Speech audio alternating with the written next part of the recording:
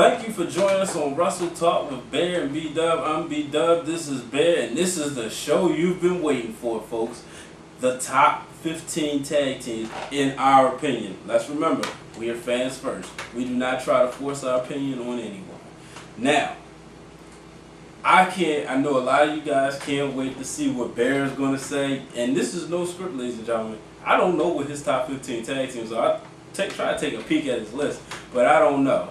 And I have a lot of people out there said, certain wrestlers better be on this. So this is why I can't wait. Told me certain tag teams, people I didn't know.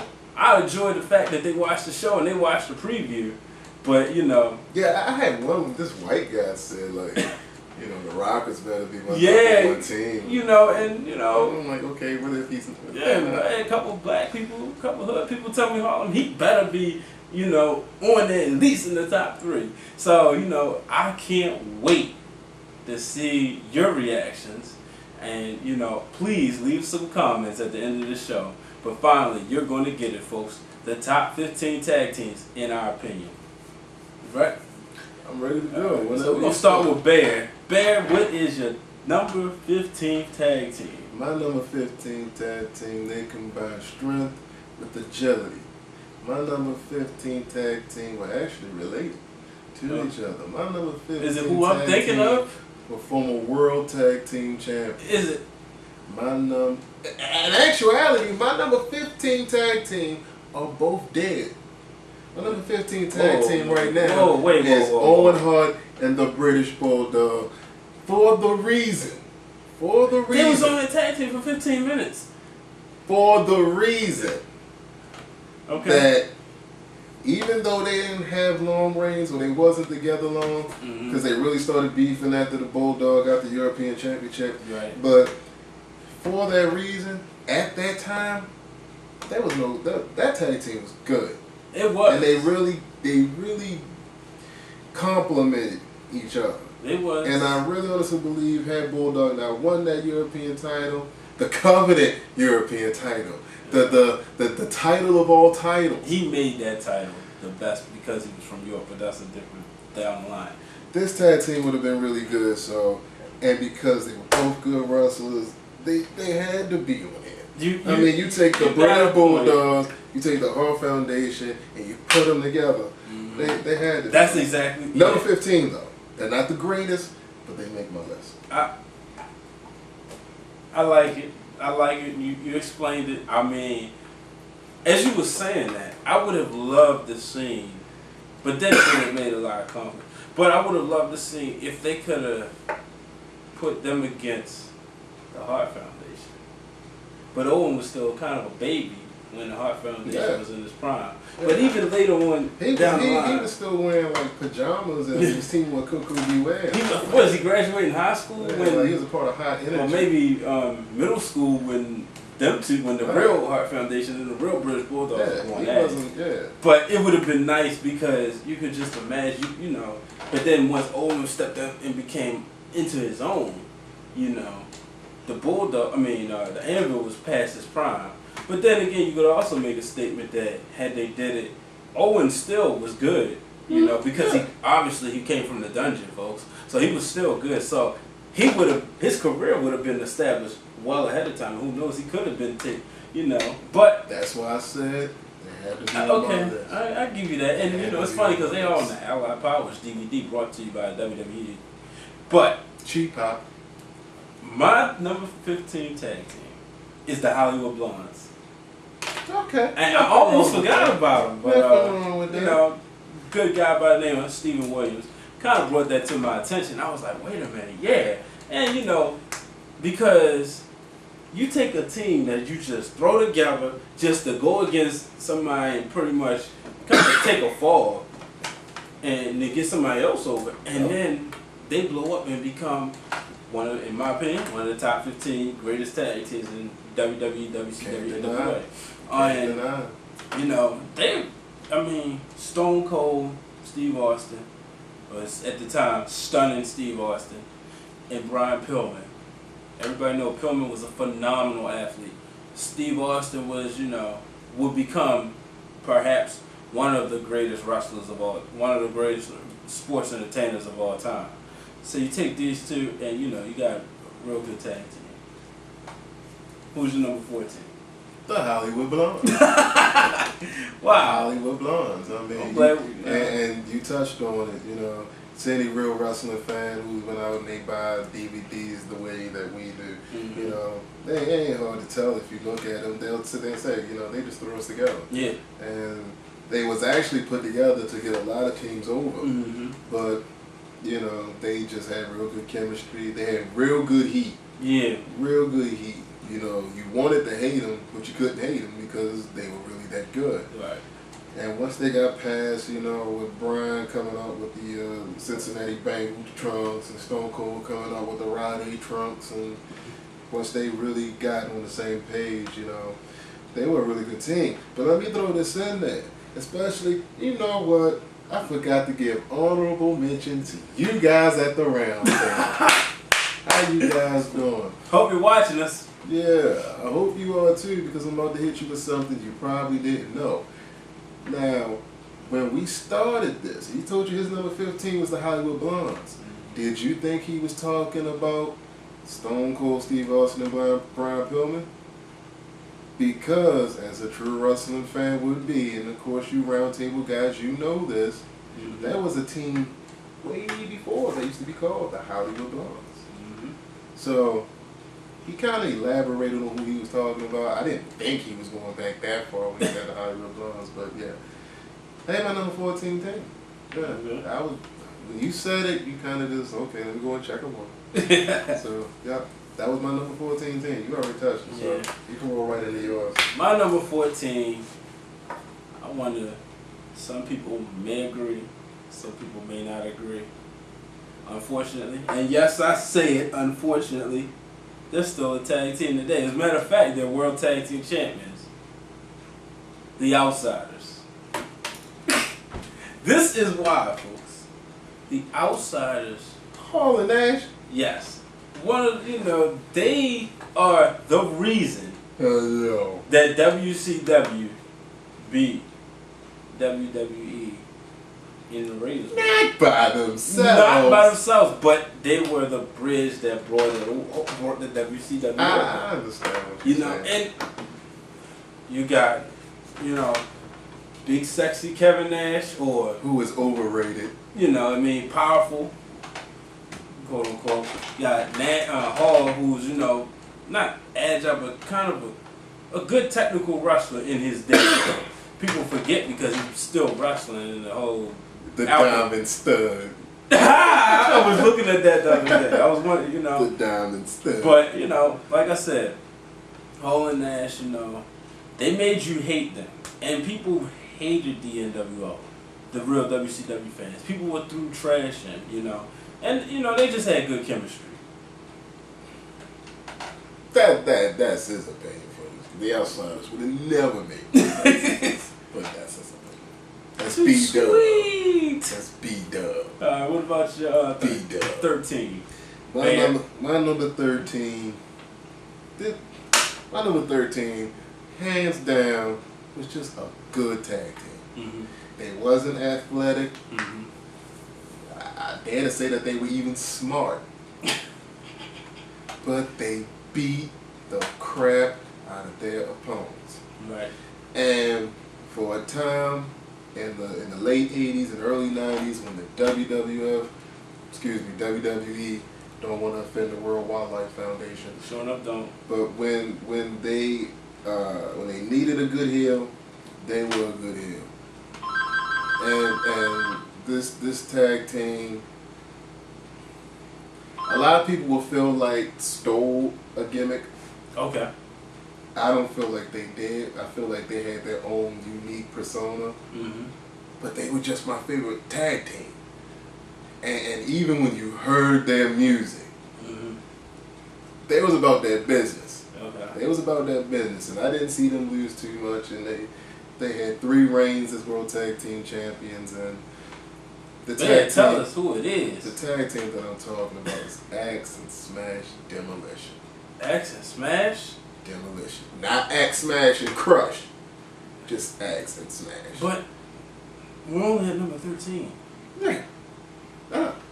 Wow. They come later. I like them. I like them too. But I like them. I like them too. But see, you got like I said, they wasn't the most athletic. They wasn't. They probably wasn't the smartest. But they was just good together. Yeah, and that's what tag team wrestling's about. They were wonderful together. Yeah, they were wonderful together. But I still feel like there's a lot of tag teams on here that were. I respect that. I hate to say better. Because Demolition was just awesome, coming out with the mask and everything about them was just. I got a opinion, but I'll wait till get down. Yeah, that's my number 13 team. So, yeah. My 13 is, a team that really was a part of. I'm not gonna say they the reason. But they was a part of the whole tag team bridge into the next generation.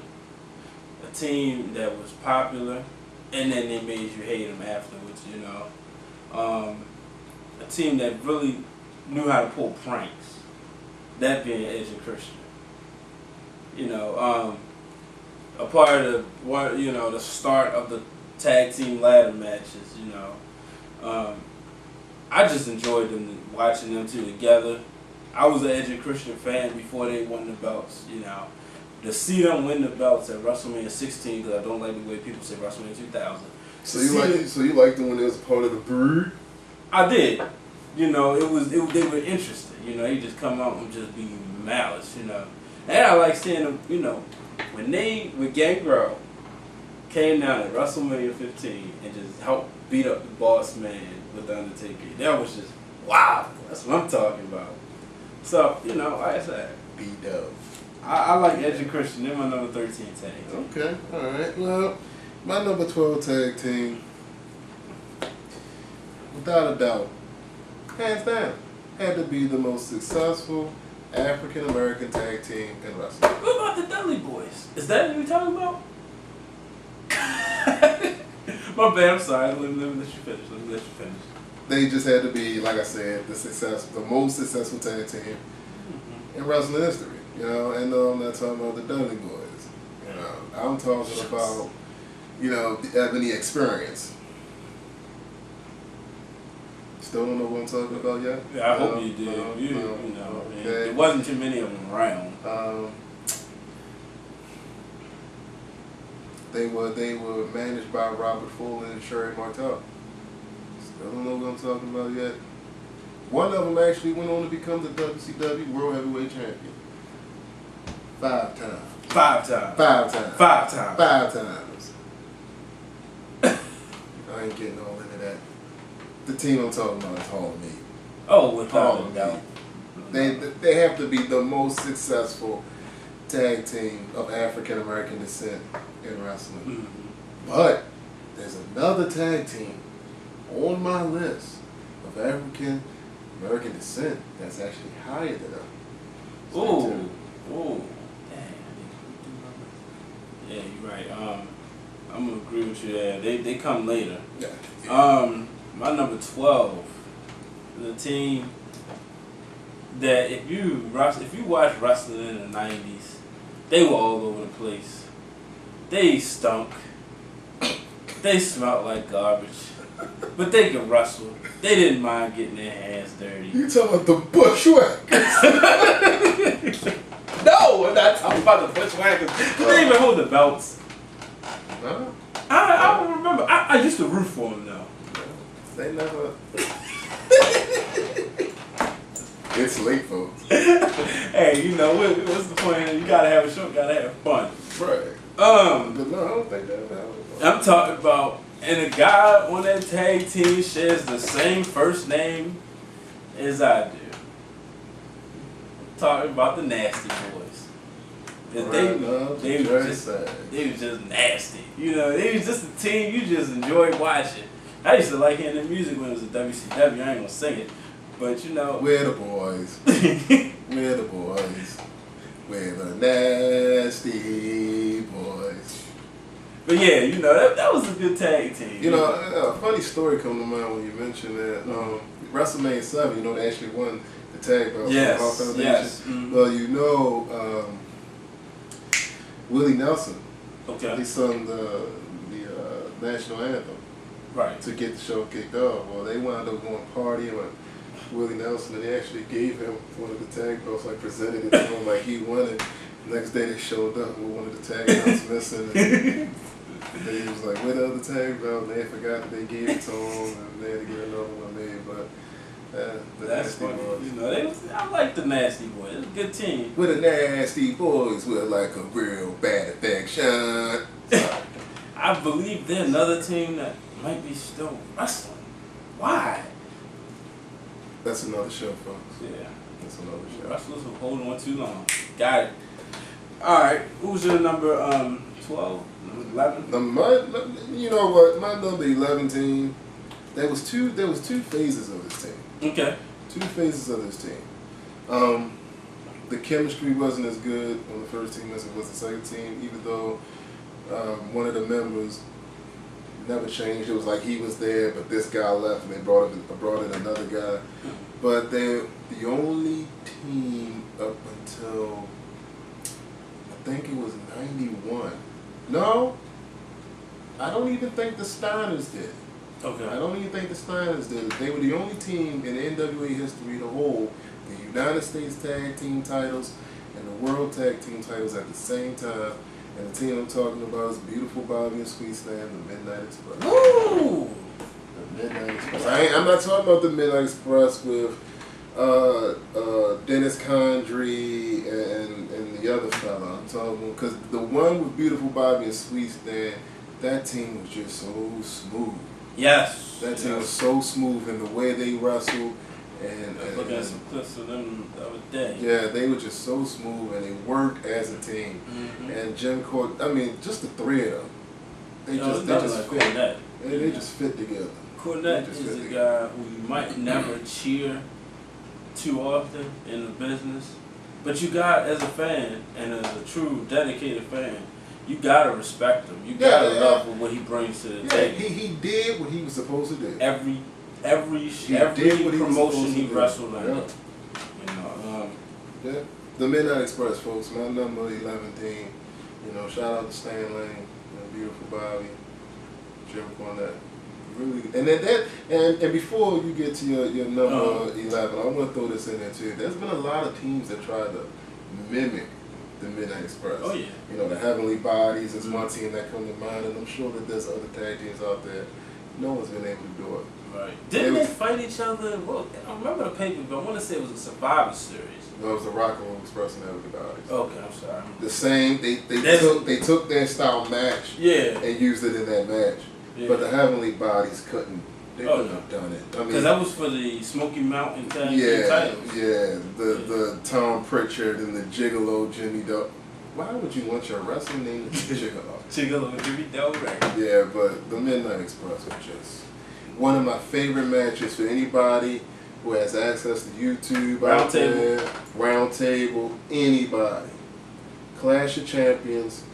You go in there and put in the Midnight Express against Ric Flair and Barry Windham, and you will see exactly what I'm talking about. If you want to see a good tag team match, well, look at that match. That match was awesome. Midnight Express, my number 11 team. My number 11 team, probably in our fan base, will be one of the most popular teams. Depending, and because we're still early in the stages of the show. We have a lot of newer wrestler fans, which I'm very thankful for. Thank you guys for joining us on. This will probably be your favorite tag team, but a lot of the old school wrestling fans aren't really going to like this tag team. I'm curious. And the reason is because they feel like it's not wrestling what these guys did. And one of these guys will become a heavyweight champion and the heavyweight champion, the WWE champion, and the TNA champion. While his brother should be soon one of those champions. And that's the Hardy Boys. And the reason why... Oh. Jeff Hardy's the TNA champion? Not right now, but he was at one point. Really? Yeah. I didn't know that. Yeah, Hardy was TNA champion before he was WWE champion. Really? Yeah. I didn't know that. Yep. I'm Almost had me second guessing myself. Psych. Now, the Hardy Boys is just a team that was just one. They were, along with Edge and Christian, changed the face of tag team wrestling in that era. What was it called? The Attitude. The Attitude era into the second, like well, not so much the phase, but just, their second run at it was okay. It wasn't as, because both of them were more so main eventers. But a tag team match, while I'm not a fan of the other tag team as much, I like watching them wrestle, mainly because of their music and that being the Rockers. I would have liked to see the Rockers and the Hardy Boys. That would have been a good match. Just to see it, But a good match. The Hardy Boys, their chemistry, obviously, because they've been together all of Jeff's life. So, that's my number 11 tag team. Okay, well, my number 10 tag team has nothing to do with the Hardy Boys. My number 10 tag team were a good tag team. In actuality, if you talk about chemistry and matches with tag team, I think this tag team had the best chemistry with the Midnight Express out of any tag team. Okay. And I'm talking about, the Rock and Roll Express. The Rock and Roll Express. Good tag team. Good. The Rock and Roll Express could do something that only a few tag teams, and I have them on my list. Because I remember you asking me why, I was Demolition, number 13 or something. The Rock and Roll Express could do something that only a few tag teams could do. The Rock and Roll Express could go into the ring with any tag team and have a good match. Whether they were bigger, whether they were athletic like they were, right. they could do that, and they could steal the show. Another match, 1990, Great American Bash, the Rock and Roll Express, against this tag team that I'll mention later on. I suggest get on YouTube, look at it, look at the match. That match almost stole the show. I ain't gonna tell you who the tag team is, but you'll hear that name later on in this list. But my number 10 is the Rock and Roll Express. Music City, USA, Tennessee. My number 10 tag team influence, well, one of the guys influenced my number 11 tag team. Probably one of the more fashionable tag teams in pro wrestling history. And that's the Fabulous Freebirds. Number 10? Number 10. And because they were just like, they just, something about changed tag team wrestling. The the whole fashion, the interest music, the women, the glamour, I feel so robbed. Not the greatest. Shut up. I feel so robbed. Not the greatest tag team. Number 10 is the Fabulous Freebirds. Because I'm looking at, the only team, out of all teams, and the only reason why I got the Hollywood Blondes up so high is because they weren't together that long. To really get their whole body wet in tag team wrestling. Mm-hmm. But I don't see none of these other teams being better than the Freebirds. No, I agree with you. I just thought they would be higher on your list. But that's why this is what it is. It's opinionated, and we can offer our opinions, and we'll sit and talk about them. That's why we say we're fans first. Exactly. Now, so what about your number 9? My number 9. I don't know. There's been a lot of brother teams. Matt and Jeff Holmes, you talked about them. Harlem Heat. Yeah, they're brothers. Believe it or not, they really are brothers. Jack and Jerry Briscoe are brothers. Dory and Terry Funk are brothers. But I think to the modern wrestling fan and through the era of the late 80s into the late 90s, This brother tag team will probably be at the top of the list, and that's Rick and Scott. The Steiner brothers. The Steiner brothers. At number 8? Yeah. At number 9. 9? At number 9. Okay. The Steiner brothers. I mean, not taking nothing away from them. You know, that they were a good tag team. But man, I got some people on this list that's gonna blow y'all out the water. Okay. So, and I also got things on here that's shocking. So I know I'm doing my job. Yeah. So yeah, number 9 of the Steiner brothers, good tag team. I'm not taking nothing away from them. They helped every conceivable tag team. Oh yeah. You know, had they had the opportunity to have worked for Vern Gagne up in Minnesota, you know, the Road Warriors might not have only been the tag team to have that honor. Right. So, but, you know, yeah. I mean, it's nothing bad at that number 9. Yeah, I mean, the fact that they're on this list means they're prestigious. Yeah, I mean, that's about 9. But I'm sure somebody's going to get on YouTube, what, the Steiner brothers number 9? You know. That's what we want. We want everybody's opinion. Yeah. So that's number 9. My number 9, pretty much the team that was your number 12, the Harlem Heat. You know, just another one of my favorite tag teams. No really need to go into it. Who's your number 8? My number 8, I think you talked about them already. And that was the Fabulous Freebirds. Okay. But I'm going to tell you why. That's what I want to know. I'm going to tell you why I held them higher. Wait a minute. You got on me for them being number 10. And then only 2 slides up, you made it seem like they was number top 5, at least top 6. Nah, I mean, I never said that. It was just funny. Yeah.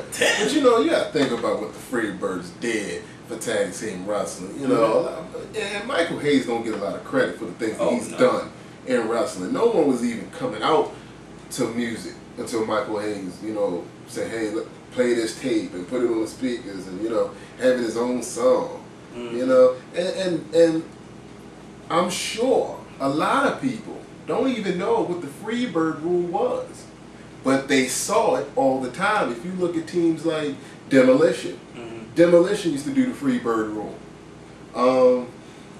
Even down to the latest team, the college kids, the Spirit Squad, they were doing the Freebird rule. The Freebird rule was any one of them could go into the match as a tag team champion. It just wasn't like, you know, it was Michael Hayes and Buddy Rogers. It could be Michael Hayes and Terry Gordy. It could be Terry Gordy and Buddy Rogers. It could be, you know, any one of that. You know, you started seeing Demolition do it somewhat where, you know, sometimes it could be Axe and Crush. Sometimes it could be Smash and Crush. You know, things like that nature too. So, and they the Freebirds were just good. Yep. Good. Buddy couldn't be beat. You're right. Buddy used to get his butt kicked, but he couldn't be beat by nobody. Terry Bam Bam Gordy. It's nothing more.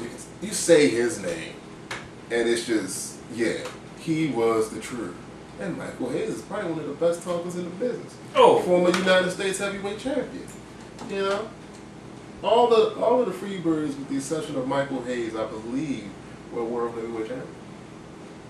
In little, you know, territorial places, obviously, but you know, the Freebirds are just awesome. You know? And for you people out there who think you know wrestling, remember, after Buddy Jack Roberts left, there was another Freebird. He went by the name of Bad Street, wore a mask, all that. Tell me who that wrestler was. I'll let you know on the next episode of Wrestle Talk with BDuB, who that wrestler was. Okay, all right. You probably don't even know who. I don't. I got him, y'all. That's why I learned. Hey, I promise it'll shock you. I don't claim to be the wrestling encyclopedia. He is. I promise it'll shock you. But you that's my number 8. You happy with your Freebird escapade? Yeah, I love it. You know, I'm about to get up and do the moonwalk right now. I used to like seeing Jimmy Jam come down to the ring, and that's not it, folks. But Jimmy Jam used to come down to the ring like this, and sorry, hey. Well, my number 18, and you know, probably one of the best tag teams in the history. Definitely one of the best tag teams in the history of pro wrestling. Some people say they should be ranked higher on the list. The only team to hold the tag team titles in the WWE, the NWA, the WCW. I already know what it is. The TNA. I already know what it is. ECW. That's the Dudley Boys. And New Japan. Yeah, New Japan. And the Dudley Boys. I mean, history, for them to be able to be successful in each and every major federation or promotion says something right there. And it's just, you gotta have them on the list. It's my number 8. Brian, get the tables! Well, remember when Bubba used to stutter? I used to like when you do that. Yeah. We are Dudley Boys. Yeah. But like I said, Dudley Boys, you gotta have them on the list. It's not tag team wrestling without them. Who's your number 7? My number 17 was a throwback team. A lot of the, again, modern wrestling fans, they really don't remember this team unless they went out and got DVDs and things of that nature. But my number 17 really started defining that rough house style. You know what I'm saying? Okay. And these were some bad mother. Shut your mouth. I'm only talking about the Blackjacks, Mulligan and Lanza. Ooh. Blackjack Mulligan, of course, the father of Barry and Kendall Windham, and Blackjack Lanza. They were good. That's awesome. They were good. They were good. The Blackjacks, they even had Barry Windham and JBL before he became the JBL that everybody knows. They were like they started calling themselves the Blackjacks. Yeah. But they weren't like Mulligan and Lanza. Mulligan and Lanza were the true. They back in the 70s. They were bad. They were bad. And they kicked the piss out of it. So that's why they my number 17. Okay. My number 17. Another team. I don't really gotta talk much about them. Bear already talked about them. Gave you a good history. That's the Midnight Express. And like I said, just the style alone. I didn't grow up too much on NWA wrestling. By the time I came along, it was phasing out. But sitting back looking at highlights, if you want appreciate a good wrestling match, you gotta look at the Midnight Express. Well, give me a second, folks.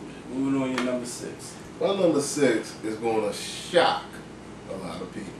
And actually, to those who follow us, YouTube, Twitter, Facebook, all that good stuff. Appreciate it as always. I said I wasn't going to even mention this thing. But after I thought about it, and the reason why they're on this list, it made sense to put them on there, and that's the Rockers. Whoa. That's the Rockers. Whoa. And you just said in the last show at the end. I realized what I said, that I would not put Shawn Michaels and Marty Jannetty on this list. And then you put them up so high. Then I did, but you got. I'm about to give my reasons why I did what I did, though. And it's if you look, and don't take this the wrong way, BDuB, but even as I was coming up, AWA Wrestling used to come on ESPN. Yeah. And, some of the matches were hard to sit through. But when the Rockers came on TV, it was high energy, it was fast paced, it was everything that you would want to see in tag team wrestling. And it's the same thing when they went to the WWF. The WWF, you had the Powers of Pain, you had Demolition, you had the British Bulldogs. A lot of these teams that mimic their heavyweight division with these big, larger-than-life guys. And here come two athletic guys such as the Rockers. And, you throw that in there with the Hart Foundation, and you throw that in there with a couple of the younger teams that were coming up. The tempo picked up. Now, were they ever tagged? Is this the first? I believe this is the first team that was never tag team champions on your list. Yeah. The Rockers were the first tag team. Well, they did win it, but it was taken away from them. That's why I went to I actually was going to put the Wild Stallions on here, but then I said no. The Wild Stallions just suck.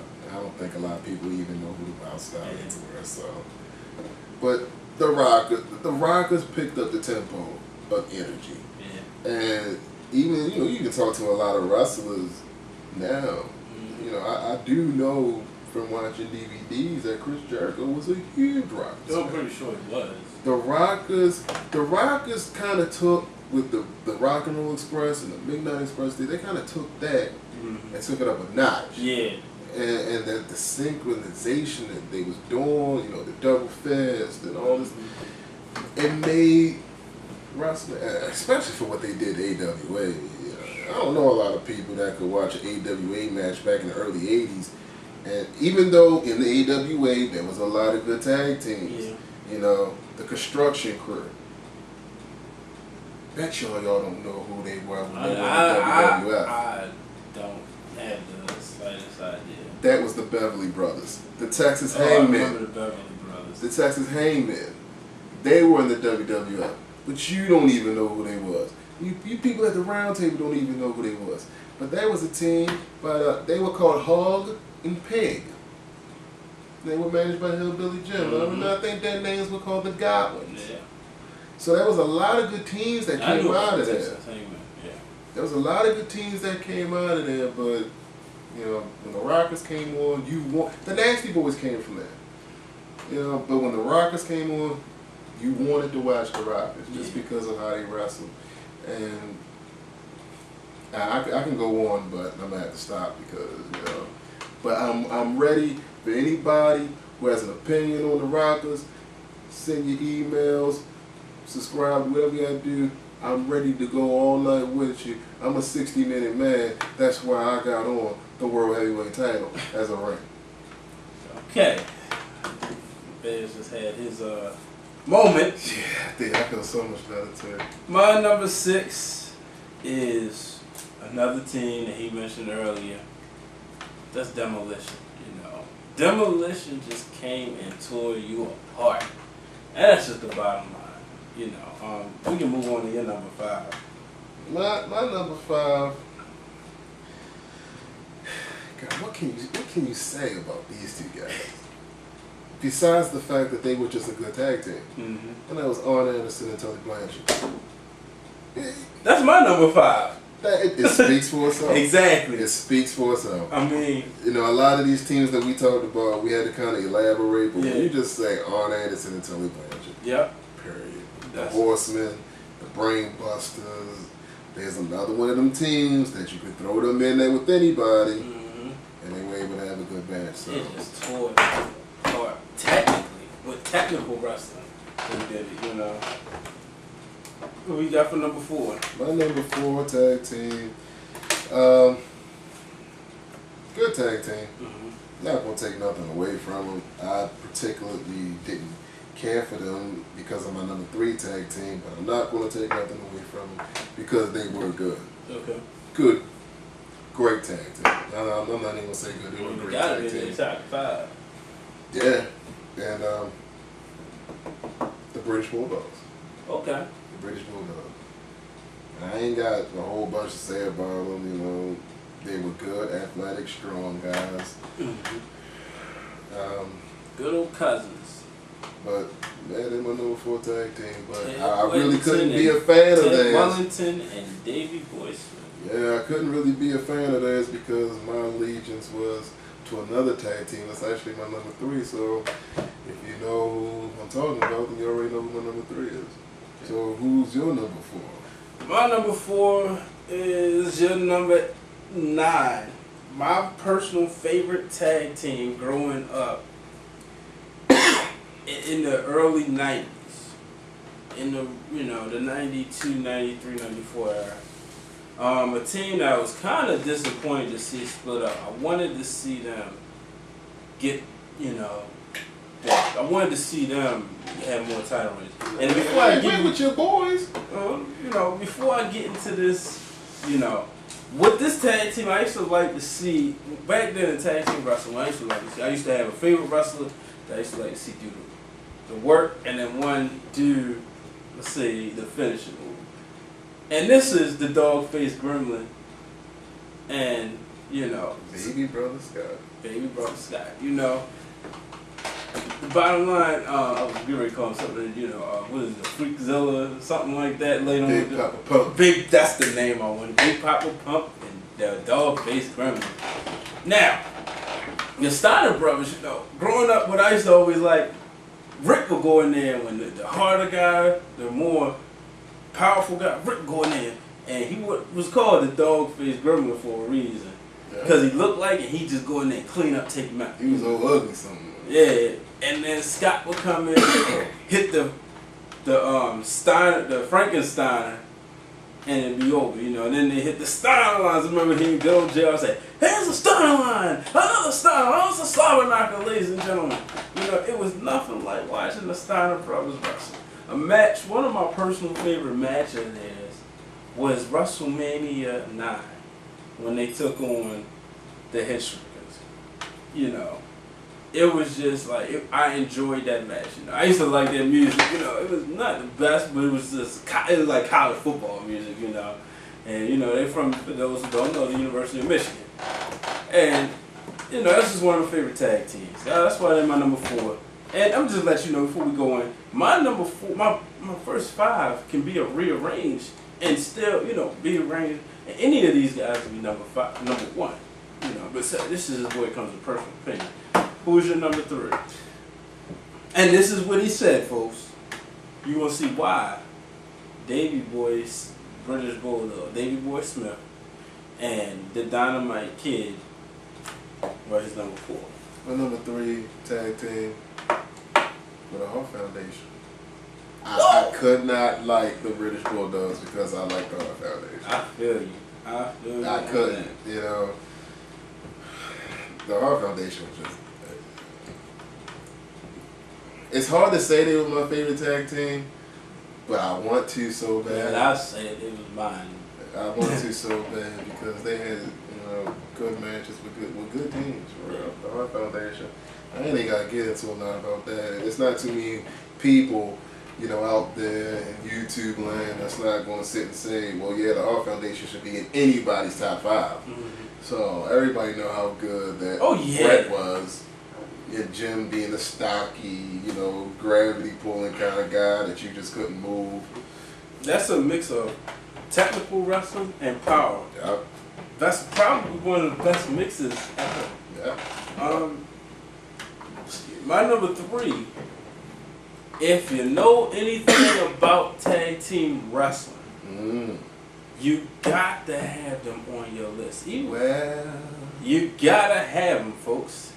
They are a team in which they just dominated like the Dudley Boys everywhere. I know who you talking about. Who? You talking about the Big Boss Man and Akeem, the Twin Towers. No. Sorry. I'm talking about... what a rush! That's your number 2 tag team. 3, number 3. Oh no! Yes, the Road Warriors, Hawk and Animal, the Legion of Doom, whichever name you want to call them. Name you want to call. It was nothing like seeing them spikes come out, hearing that music. It was nothing like it. What a rush! My fault. It's alright. That was my team, though. It's alright. It's like 11:30. I don't think no one cares. My number 2 tag. My number 2 is, you already talked about them. Not gonna take nothing away from them. They are good. And I think like this whole night, if anybody was watching this, I think what they're gonna see is that you named a lot of modern tag teams, newer tag teams. I kind of need a lot of older tag teams. You know what I'm saying? Like, you kind of went with 90s, 2000. I kind of went from 90s, 80s, and on back. Yeah. But with all that being said, this is probably the only tag team who can bridge all those decades. Where you can find something in them, bridging all those decades. And I think that's why they've been so successful, because they're probably the only tag team right now that gets what tag team wrestling is. I know who you're talking about. Who, man? The team I said at the end of the last show. Conan and Rey Mysterio Jr. No, man. What? Oh. Yeah. Man. No. Oh, you did say I named them. No. But did you know that Conan and Rey Mysterio were a tag team at Starrcade 1990? No. How was that possible? Yeah. How was that possible, folks? How was Conan and Rey Mysterio? Now, mind you, I don't think Rey Mysterio professionally started wrestling until like, what, 95, so what, 96? Is he illegally wrestling at the age of 15, 16, like the Hardy Boys did when they lied about their age, wrestled at age 16, in which they fought on WWE Superstars? No. I don't think that. What? That really happened? Yeah. Get out of here. Yeah. Check out the DVD. No. But true enough, for real, all jokes aside, Conan and Rey Mysterio actually competed in the Pat O'Connor Memorial Championship that was at Starrcade 90. Oh, okay. And how was that possible? How was that possible? Because anybody who's a Rey Mysterio fan knows that his name is Rey Mysterio Jr. Ah! His uncle is the first Rey Mysterio. Ah. So, a little trivia in there I wanted to hit y'all with. But the tag team, to get back that I was talking to, the tag team that I was talking about is the Dudley Boys. They get tag team wrestling. They did. That's why they were so successful everywhere they went. Bottom line. Yeah. Now, my number 2, it's funny because no, I ain't gonna say that. But my number 2 tag team, you already mentioned, the British Bulldogs.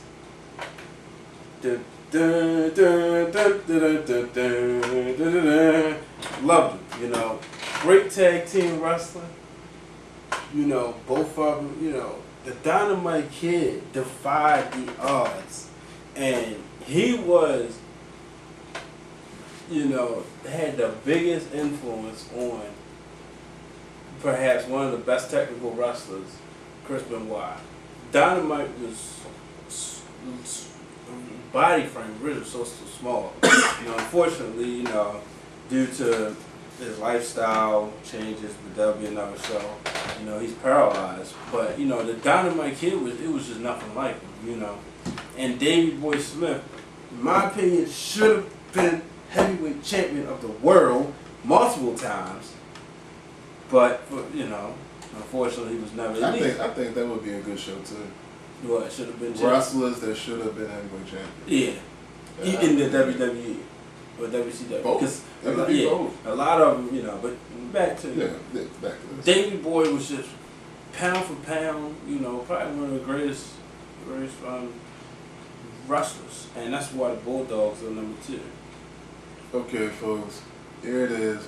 I'm about to give you my number 1 tag team, the greatest tag team of all time to me. But before I do that, I need to give an honorable mention to some tag teams that I thought were just as good. You know, I mean, I got 15 other tag teams that I thought were good that, you know, I could have gave my list to a third person and they still would deserve to have been on this list. So honorable mentions go to the Hardy Boys, Edge and Christian, the tag team from the WCCW days, Gino Hernandez and Chris Adams, the Wild Samoans. I'm not talking about the SST, not the Samoan SWAT team. They were good. I'm talking about the Wild Samoans, the Fantastics, the Bruiser, Crusher.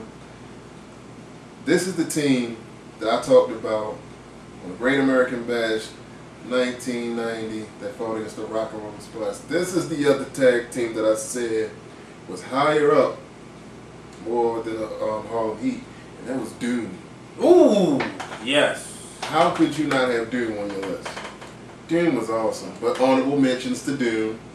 Ole and Gene Anderson, the Killer Bees. Oh, they almost made my list. The Powers of Pain. The Assassins, 1 and 2. Oh my God, the Assassins hated. Yeah. Everybody, they used to beat the crap out of Dusty Rhodes. Mm-hmm. The Assassins, the Briscoe brothers, the list goes on and on and on. But I really wanted to, give them mention. You know what? You talk about teams.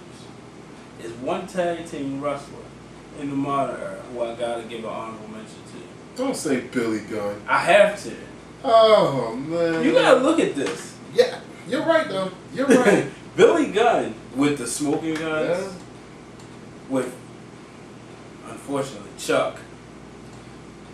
And, Kip James, Road Dogg Jesse James, or Rhodey, whichever you want to call him. Brian Armstrong.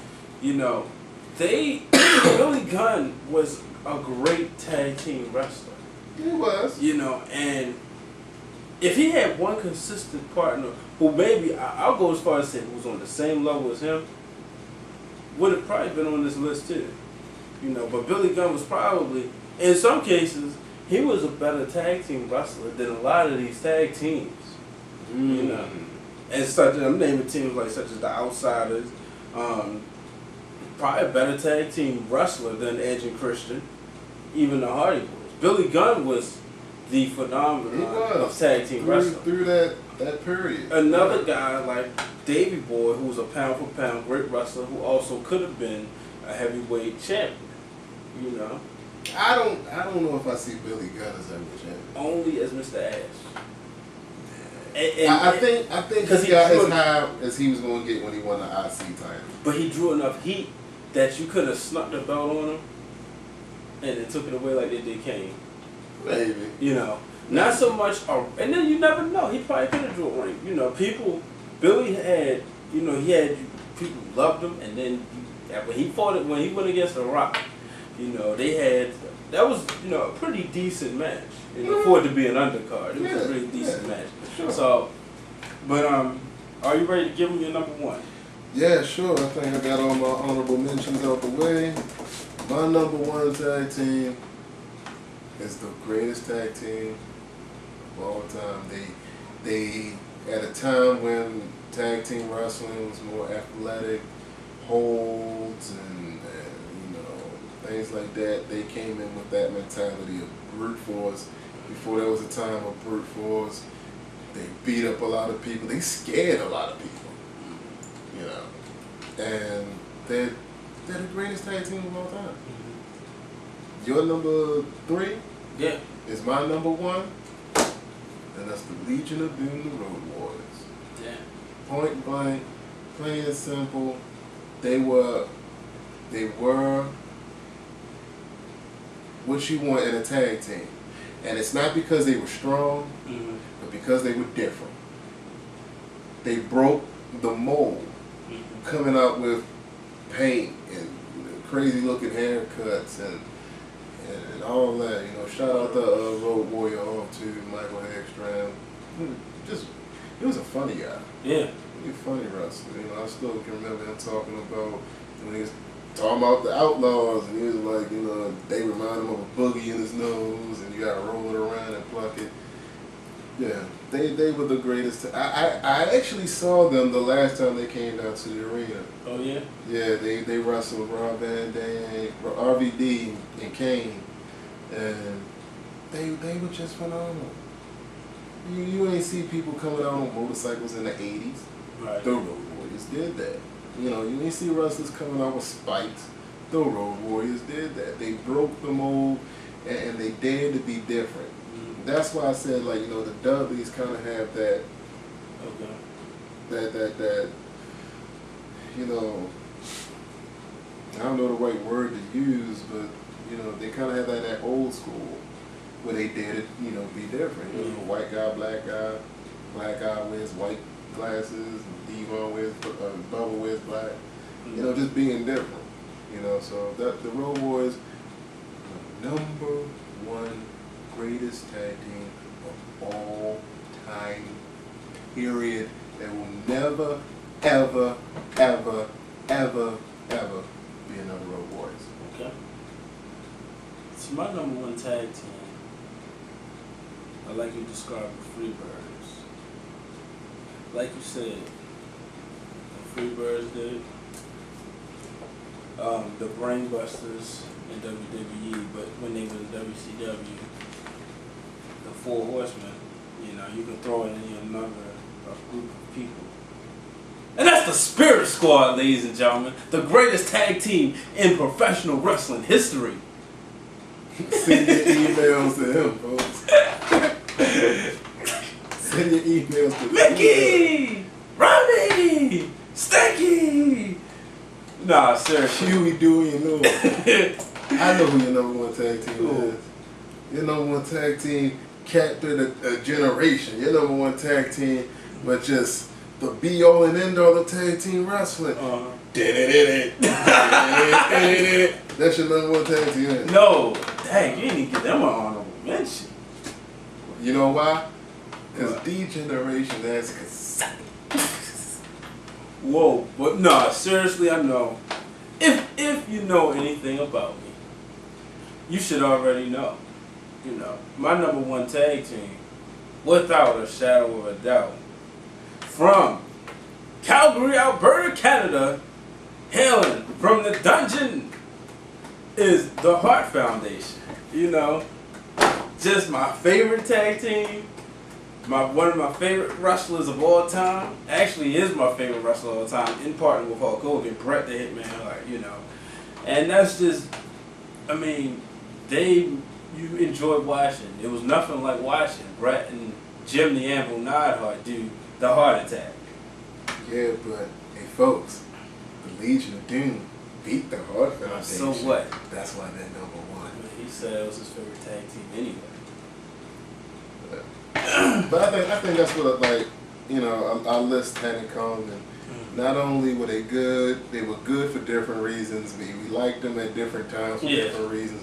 But ultimately, we enjoyed these tag teams so much. And again, we're fans first. You know, there's someone that can say, you know, The Undertaker and Kane should have had mentioned on here. There's someone that could have said, you know, there's a lot of teams out there. You know, someone could say the Skyscrapers. Yeah. You know, I don't think no one would hear the Brooklyn Brawler and Barry Horowitz. And if you expect us to mention them, you got to think coming. I don't even think you watch our show if we mention them. Right, but you know, all of these tag teams that we mentioned, good tag teams. A lot of these guys, for different reasons or another, gone on home, reasons we can't explain.